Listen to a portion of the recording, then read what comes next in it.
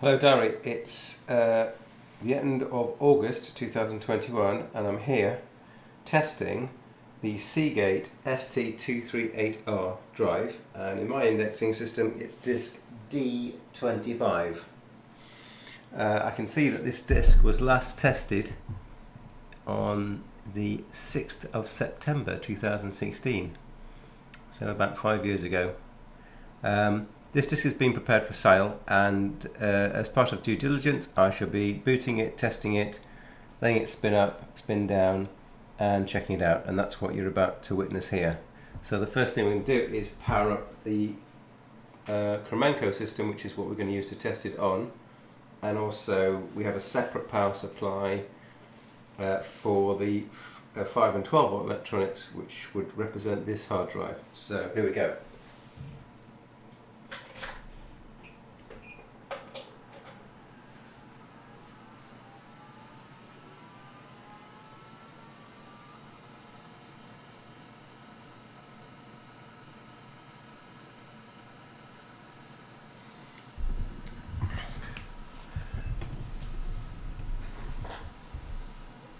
I hope you can hear that was a generally nice, sounds good hard drive of the 1980s startup sound.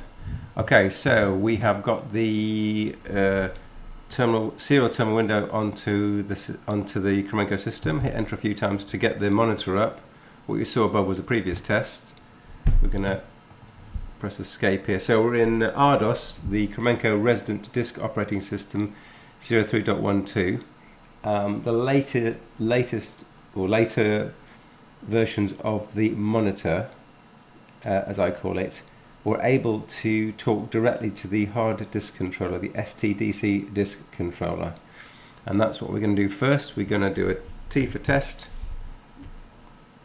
the 64K of memory first. We're going to H for hard drive, 0 for selecting this drive, it's selected as the 0 drive. Seeks are fine, retest is fine.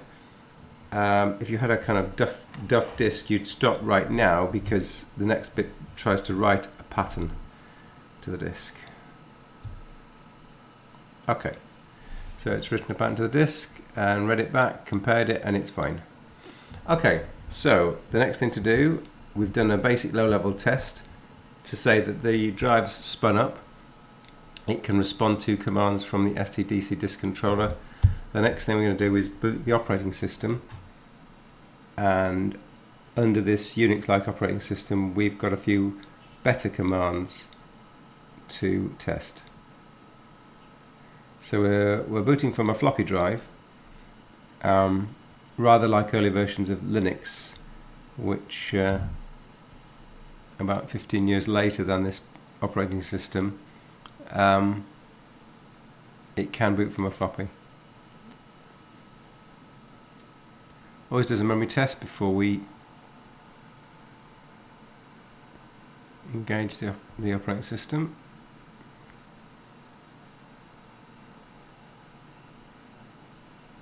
Go on, old girl. Right, so we want to finish by booting to the floppy disk, major device 1, minor device 0.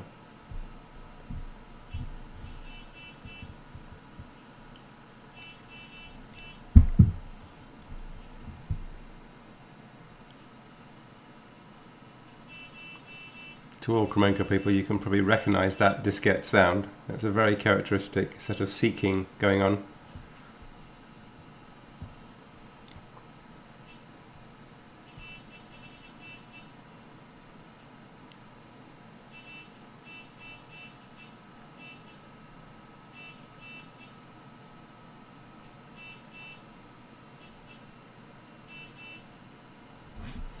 Okay, we're going to switch off the screen by screen pause, and the first thing we're going to do is going to have a look at what has been written to the partition table in on track 0 /dev/std31.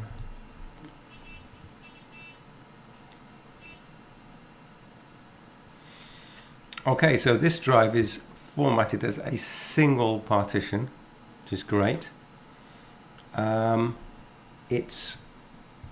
It does have an alternate track table which is not very big. The location is at cylinder 614, and there are only 4 alternate tracks to find. So track 0 is going to be used for the partition table and some other information like a disk label. Track 1 until 613 is used as data, and that's how much data is available. And then track 614, sorry, cylinder 614, which consists of 4 surfaces, because there are 4 heads on this hard drive, allows for 4 tracks. So Kremenko uses track addressing, not sector addressing as such. So if any sector on any track is duff, you've got to map the entire track. So we have the results of a previous test which says cylinder 104 head 2 was seen to be faulty, so we mapped that to cylinder 614 head 0. So what we'll do now is we're going to read the entire disk with a read all command of that device, and as it reads the disk we'll see if any errors are spotted. Now I'm going to do one read all here. What I would recommend once you've bought this disk is that you do, if you're on a Kremenko system, you do multiple read alls to really check this disk for errors. And we see we've got one on 63, cylinder 63, which isn't on that list. And you would use the read all command or the similar command on your system to find out what track or sectors are in error, and then you're going to take this, I would take the superset of those bad blocks, if you like, and put those into your alternate track table.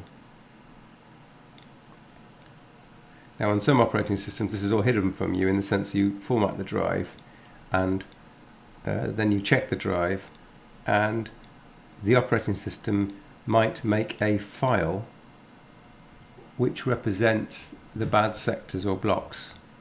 So in other words, if you were looking to a certain place, you'd see a set of files that were made specifically around the bad blocks on particular sectors on particular tracks, and that just renders those areas inaccessible to you, the end user.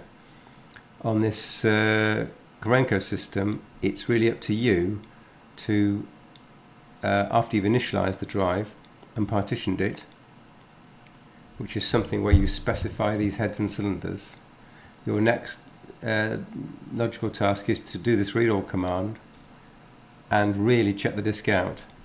Now in the 1980s, when this disk was new, it was a pretty good idea, but now it's 2021 and this disk is over 30 years old.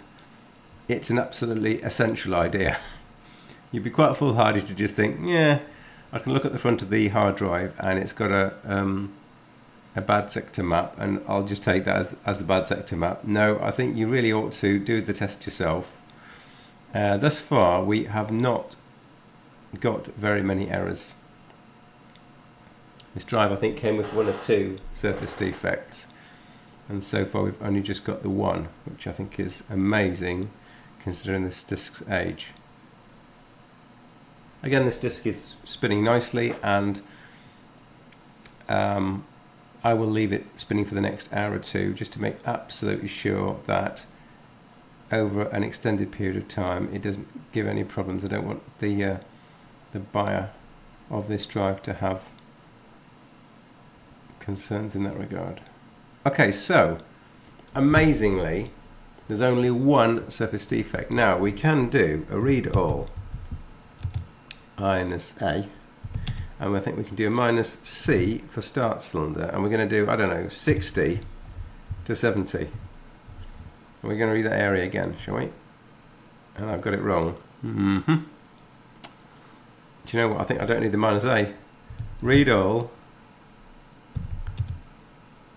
I must look up the syntax of this command.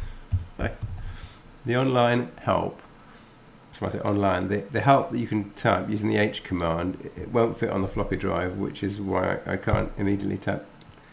Oh, you know, I thought that should work. What's happening there? read all, minus cylinder, minus C. I haven't given the device, have I? Oh, I complete muppet. Right. You have to know what device we're testing. Might have 2 hard drives in the system. Well, there you have it. That didn't give any errors the second time around. Just doing it again and again.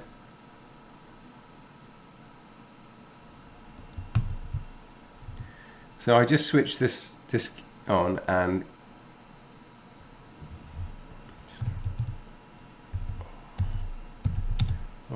minus A of //ST2. I'm sorry, YouTube viewers, we're going to have to do the whole thing again. So you might want to skip forward on this. I shall be watching it like a hawk. I like to do things properly. There's possibly quite a few other things to say while we're waiting. This is a Karenko system. It's using an S100 bus, which was very popular in the 1980s. Actually, the S100 bus was conceived in the late 70s and had a heyday in the early 1980s. But then, unfortunately, a company called IBM announced the IBM PC and rather squashed the principal hardware brand at the time, which was using S100 and all the vendors associated with it, and any of the smaller computer vendors as well. So many of these companies went out of business when IBM brought their IBM PC into play. I mean, initially the IBM PC was way less capable than these systems, but it all came down to applications, and IBM's name meant that application writers went to the IBM PC platform, and very soon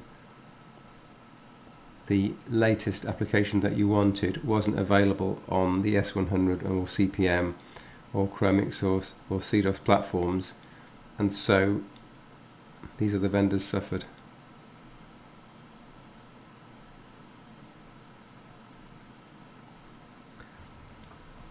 Okay, so I've got a pen and paper handy. So we saw earlier on, I'll have to scroll in a minute. Let's see. Yes, we have cylinder 63, surface 0. So we have 63, 0. And we've got above, we've got cylinder 116 and 0. And we've got cylinder 144 and 0. And as it stands, I've got an alternate track table for 4. So I'm going to believe that there are no more errors to report.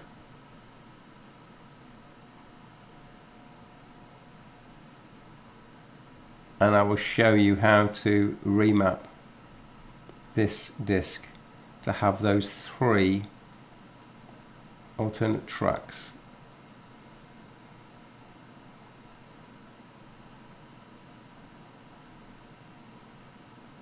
Okay, so in total we've got those 3 errors. If I type init hard now, the device is ST238R. This is just confirmation. It's read the disk label and it's prompting me. This is the geometry of the hard drive. Now, I would have the opportunity here to change the number of alternate tracks. The last cylinder is 6. So we've got cylinder 0, which is used for system information like the disk label. Then we've got tracks 1, 2, 6, 1, 4.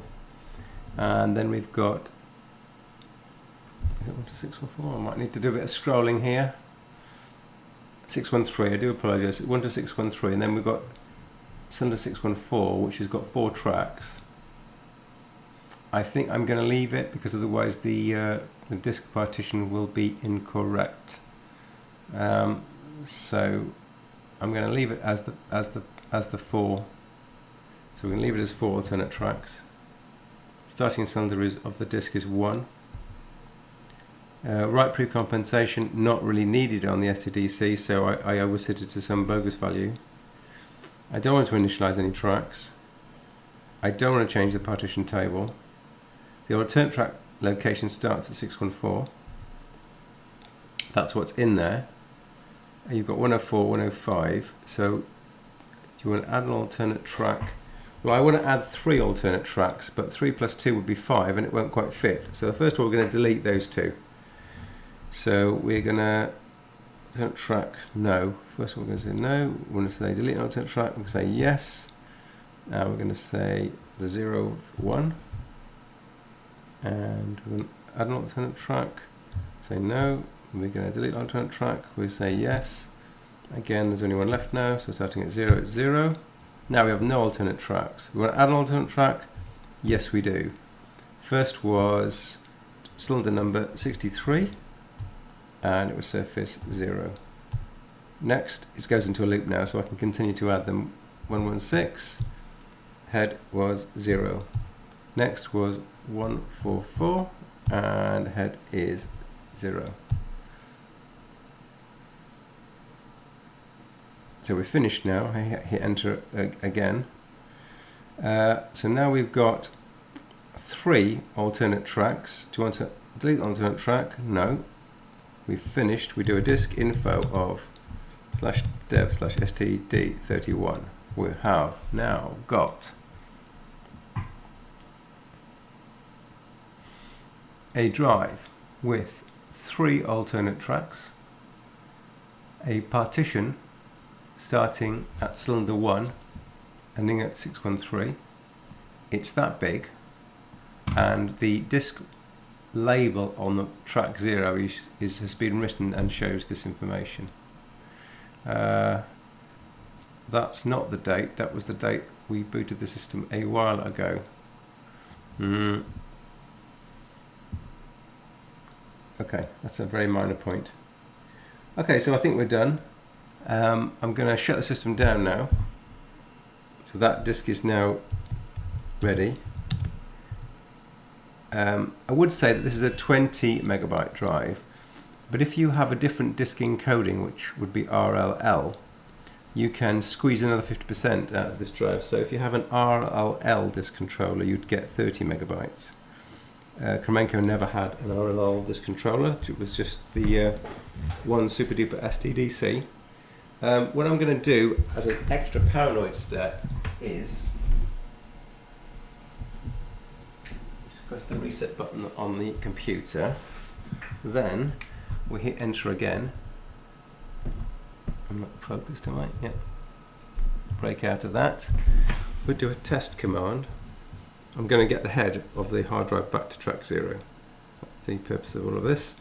Hard, unit 0, do a few little tests. I'll escape that. I'll show you I can seek. Let's just seek to hex track 200. And we're going to seek to 0. Done. So now the head's at 0. Again, there's a bit of voodoo in the 80s to always seek the head back to 0 before switching off, which I've just done that, voodoo. And now we're going to power off the system and carefully package it up back into an airtight sealed container ready for sale. Okay, thanks for watching.